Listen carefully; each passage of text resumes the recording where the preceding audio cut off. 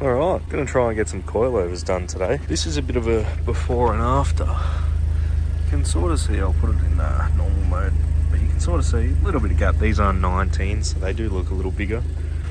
Wheel is turned, but hopefully we'll go a little bit lower than that. It's not a very great representation. But yeah, we'll get them chucked in, get them adjusted, and should be mint. Alright, got it lined up under the hoist. Now, I just got to put these on. I still haven't moved the GQ spacer, and I'm not going to. Anyway, let's get these under. Now, because it's a car that you don't care about, you don't actually have to line these up with the jacking points.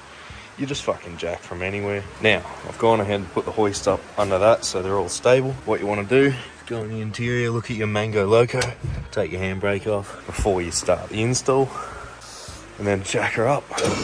Now, because I am touching a Volkswagen and these cars are owned by very fruity men and women, I'm wearing gloves so I don't get any diseases.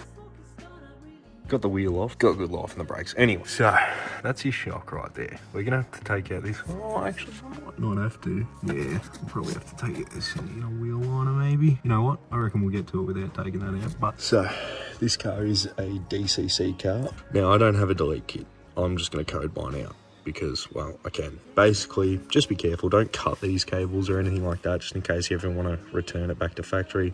Other than that, got to get these bolts out. Spring and shock obviously separate in the rear end. This right here is your lower control arm, or whatever they fucking call it, can't remember. You want to get, if you're on the ground on jack stands and stuff, just get your jack under it just to support it, because that will fucking fly out. If you just take this bolt out here, it'll just go fucking bang. Yeah, get something underneath to support it. I'm lucky enough to have one of these right here, which is a transmission jack. I also do have an exhaust stand, which will do the same thing. You want to be able to support it when you take these two bolts out.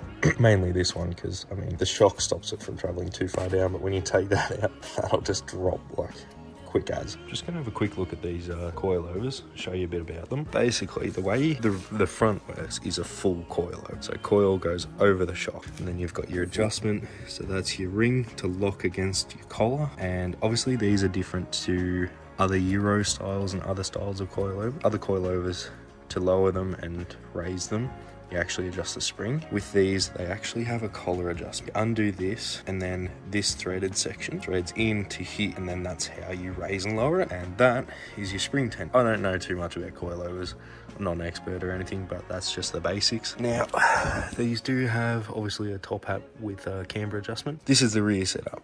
Now, obviously the rear does have a separate shock to coil, and very similar to the front. That tube threaded part goes into here to lower it. You undo that collar, thread it in and out to lower it and raise it. And you've also got this for your spring tension. Oh, g'day guys.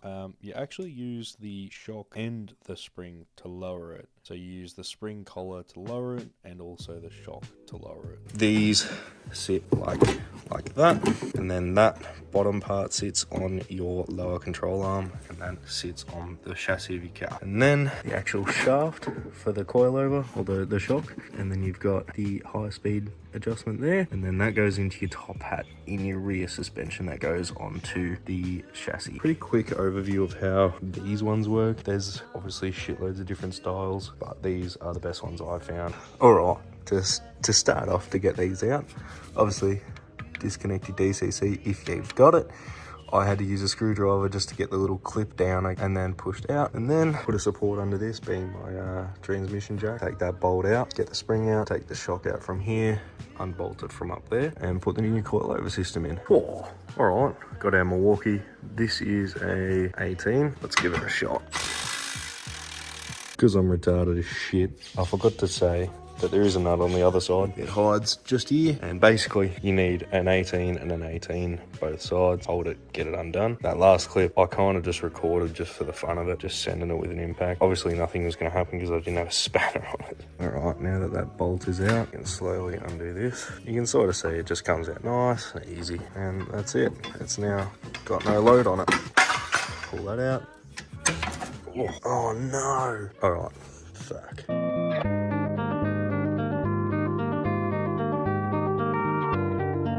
I thought I was working on this side. They don't have them. This has a headlight sensor. Right, don't be stupid like me. Don't break your headlight sensor. Now I've got to get a new one. God's sake. I'm just going to put a bolt in it. We're going to screw something into it. Hope it works. Headlight sensor isn't nearly up. Anyway, just made some JB quick on some guacamole dip. Move the emergency darts out of the way. Just fill it with JB weld. Got the big old oversized clamp, holding that on there. Hopefully that dries. Taking those bolts out of the top. Beautiful. Anyway, let's get this big boy off. Missile looking fucking thing. Anyway, that bolt there for the bottom of the shock. This bolt down here. Needed the big boy for that. So, if you've got a good impact gun, that's fucking fantastic. Make sure this is dropped down, obviously, because you can't reach it otherwise. And spanners are a bit of a prick to get in there. And also, it's a 21 mil, which is a pain, but yeah. Anyway, so make sure that's dropped down. Do everything before you put this back up. Going ahead and taking all of this off. So you basically, has this little fucking dildo looking cap on top. Take that off. That reveals that top part of the strut. This nut, obviously you just find the according size, undo it. And this comes off. You got to put that on your BC coil. Should be mint. So we've got the BC here. This is your old setup. So that's your bump stop. That's your dust cover, or your dust boot, whatever you want to call it. And that just slides in underneath here. Just a like a tight fit, doesn't like, you know, there's no bolts or anything. Basically, the BC already has a bump stop, obviously a lot smaller, and it already has a dust cover, which you'll have to put a zip tie or something over when you've done it all. All right, so got a zip tie on, bit skewish, but it'll work. Got all the top hat tightened up and on. Pay attention to the way you put these, obviously, so you can adjust them. I think this is the best way, so it'll sort of sit like that, and when it sits like that, it just means you can just actually put 2 fingers around it and adjust it instead of just one trying to struggle. Should be all right. Now we'll just put it in and we'll be fucking set to go. I ended up taking out the guard liner. Don't forget to connect that back up. I thought it was a ground, but it's some sort of module, probably for the suspension. Oh, here we go. All installed. Rubber here, cup, adjuster. So what down, bolts in, tightened up. Top bolts are in, tightened up. And look at this, bang. Brand newy. Not really, I just glued it. Whoa, bang. Just like that, the rear's all done. Buzzer's shown up. He's just cleaning brake. I just gotta put the guard liner back in. But have a look at this mud, unreal. Now we move on to the fronts. Here we are, DCC obviously. So now we got to worry about this fucking sway bar end link as well. And then you've got bolt down here. And then you've got to put a strut spreader in the bottom there to spread that open to get it out. Also, don't forget to undo your headlight sensor. All right, take out your DCC plug. Don't forget it. Tuck it up. Tuck it up here.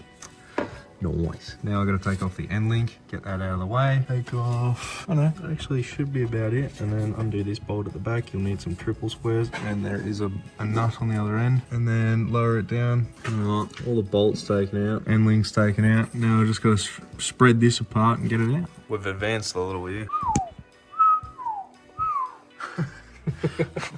We're taking the lower control arm off. CV out because we didn't get enough angle and it was binding up, so we couldn't get it out enough. So hopefully we can get it out now. Oh, Buzz got the coilover. Looks all right. It's his child. Bit of a holding it up there. We got it all out. We ended up having to take the control arm and the CV out. All out. There we go. They look a bit crusty actually. Those top ones. Yeah, should be right. Oh, they're going in that. Bang. Unreal.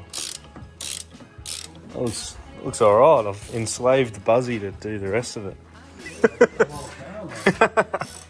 There we go, we've got the stock one. Oh, we're up here on top. Both coilovers are now in. This one is a bit of a pain because that bolt back there sort of gets in the way of that motor. Those two are pretty easy. Same on the other side, they're pretty easy. You can actually get an electric 90 ratchet on there, so it's much better with that. But that back one, you'll just have to use a normal ratchet. Buzzy's got the end links in, not tightened up just yet, but you have to get both sides suspension done to actually put these in, because if one side sits lower, the sway bar will hit against the CV. You won't be able to put it in. But she's looking good. Oh, I've injured myself. Oh, they look alright. Buzzy's polishing the brakes. We've got everything in. It all looks mint. We've got the new sway bar end links. looks mint. All the wiring, as you can see, is tucked up out of the way for the DCC, so just 2 zip ties tucked it out of the way. Same on every corner, it's all tucked away. Everything's tight. Now we're just gonna put some wheels on it, see what it looks like. Ooh, not much droop in that, to be honest. Looks alright, not bad. She's dropped a fair whack. She looks alright though. Yeah, it's dropped a fair bit. Looks unreal though. When you've done work on your wheels and you've taken them off, you gotta make sure to always, oh, Jesus. You gotta make sure to always torque them up.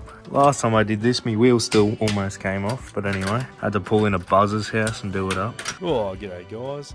I still need to adjust the rear height. It is sitting a little bit high, but overall, I'm pretty happy with it. Oh, g'day chaps and chappets. Thanks for watching. I hope you enjoyed. If you have some constructive criticism for me for any future videos, be sure to leave it in the comments. I'll always look out for those and make the next videos much better.